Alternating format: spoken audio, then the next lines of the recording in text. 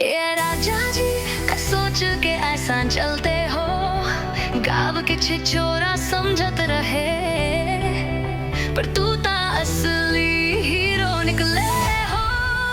ए राजा जी दिलवा चुरा के ले गईलू, कॉलेज के गली गली में चर्चा बना गईलू। तो राजा सांस तो दीवाना देख लू कौन हो रे, हीरो हो बिहार के कसम से जवानों रे। जूते नाइकी के, परफ्यूम दुबई के, स्माइल देख के हिल जाए चैनवा सब भाई के।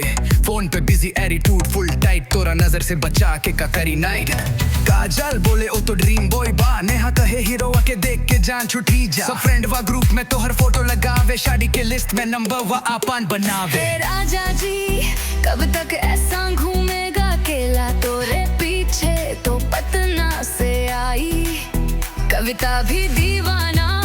अब ता एकरा दिल के कुछ सोची ले, नहीं ता टिप प्रूफ पे रायरा कर दी ले। राजा जी दिलवा चुरा के ले